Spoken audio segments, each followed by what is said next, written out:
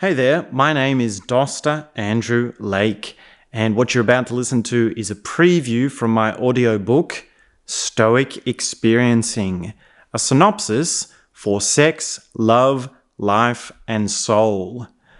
You can listen to the full-length audiobook on my channel. Head on over and leave me a comment, share it with your friends, and I look forward to connecting with you soon. Chapter 5 The Significance of 1408 by Stephen King. There was once a great author, Mike Enslin, who specialized in writing reviews of haunted hotels. He would travel the country, checking in and staying at the various spooky places, writing articles, writing books, describing his experiences and giving ratings over how scary the place was. One time, when he was at a book signing event, one of his fans came up to him and asked about one of these stories. They asked him if it was real, if the character in the book was based on him, if it was personal. It is a common question we all ask ourselves of stories. How much of this is personal? How much of this is real?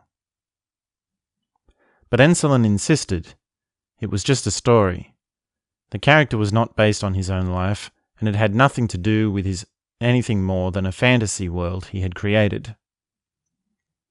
The fan asked him why it felt so real, and if he believed in the supernatural. But Enslin simply said, "No, it's all just stories." And here's the first insight we must take note of. Mike Enslin is a man who spends his life following the supernatural, looking for spooky places, thinking about and writing about these stories of ghosts and spirits, and yet he does not believe. Part of him must have either known that spirit is real, or at the very least, part of him must have wished and hoped for spirit to be real. He must have been in some kind of denial. Just imagine, almost every hotel he goes to, he ends up saying, "No, there's nothing here, not a single ghost to be found." He must have had a very strong muscle of skepticism for him to suppress his hidden desire for the spirit world to be real.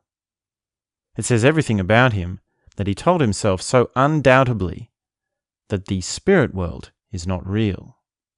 That is, at least until he heard about room 1408. He went to meet the hotel manager, who insisted he was not allowed to enter room 1408 or to have anything to do with it. Of course, this created an intense interest in Enslin. Anytime you deny something, it creates interest. The two go hand in hand. It is a perfect echo of the denial and interest that Enslin had within himself, playing out in this new opportunity to stay in room 1408.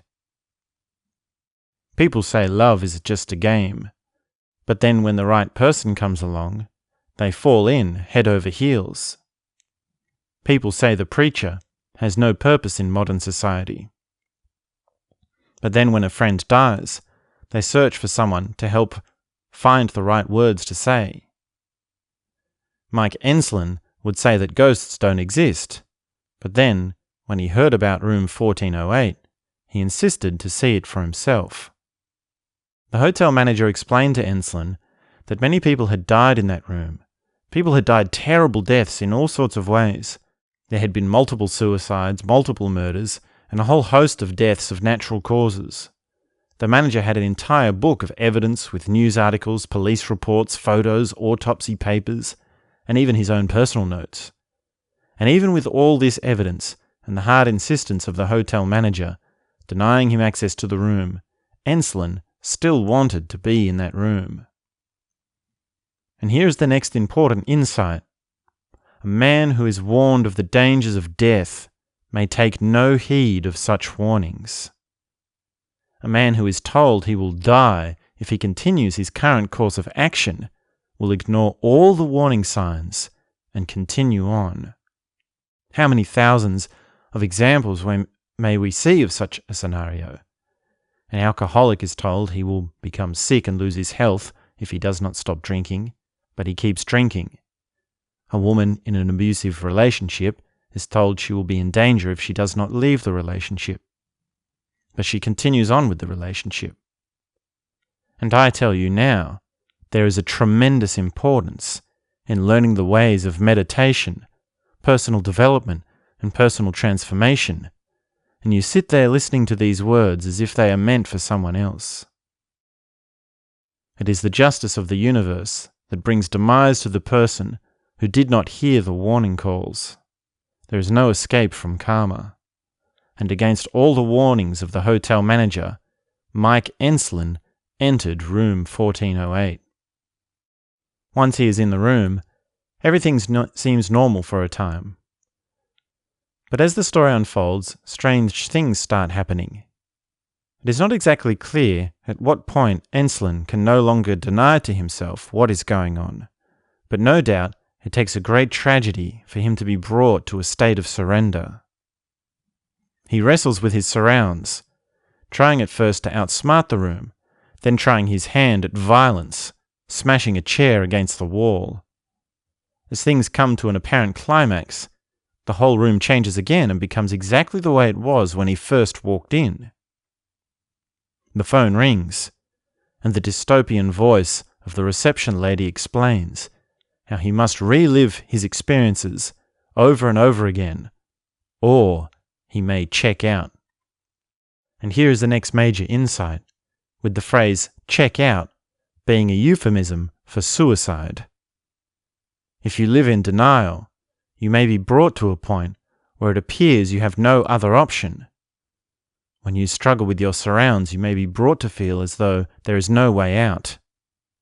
When you are stuck in repeating patterns, living the same few ways over and over again, you may come to feel as though this cycle, this never-ending pattern, will repeat itself forever, and it will feel like living a nightmare.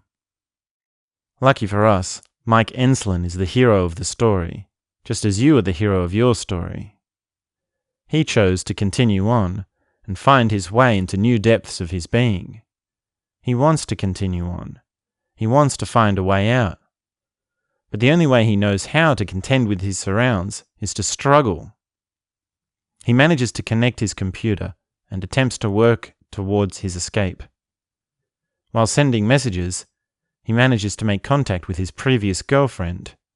He tries to explain his situation, telling her about the room 1408, how it is evil, how it is sending him mad, it is trying to kill him. He explains to her she must send help. It is far too resonant an image for today's world of technology and communication, for a man to be crouching over the computer screen, typing incessantly in a fit of desperation. As he communicates with her, he notices something is going wrong. The messages he is sending are somehow not the messages that are being received by her. In fact, she is receiving the exact opposite. He is telling her not to come to the room, to stay away, but she is hearing that she should come to the room, which he knows will bring about her demise. The disconnect between what he is trying to say to her and the message she is receiving is so convoluted he is brought to a rage. The computer glitches and crashes, and he loses all hope of being able to clarify things with her. Any kind of communication is convoluted when it's mediated by a computer screen. As the story unfolds, the room brings Enslin closer and closer to his insanity. But I won't tell you how it ends, as I don't want to ruin it for you, in case someday you read the story for yourself, or at least see the movie for yourself. Whether he escapes the room or not is as much up to you to find out as is the question of whether you will escape your own life or not.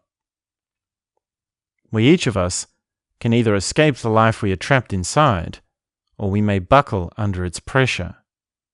Both happens in life. Both paths are entirely possible.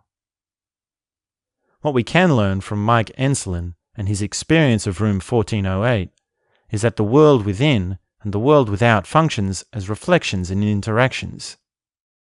You may have a denial within you that is in direct contradiction to that which drives you. You may be seeking that which you know and hope to be true while remaining unaware of what you really want and see. You may heed the warning signs, or you may not. You may feel the only way out is to check out, or you may grow and learn to find there are ways to transform your life, to open to new possibilities, to find new perspectives, to learn about yourself in such a way that your life unfolds into something beautiful, something that is no longer nested in desperation. There is every chance you may hear the wisdom that is being given to you, and it is my hope for you to take each story as a warning, as an indication of a higher path, as a truth that may apply to you if you should be so willing to open and receive the message. It is my hope for you to understand the significance of each story, because the story is absolutely personal and absolutely real. Hey there, thanks for checking out this preview. As I mentioned before, you can head on over to my channel where you can listen to the full-length audiobook.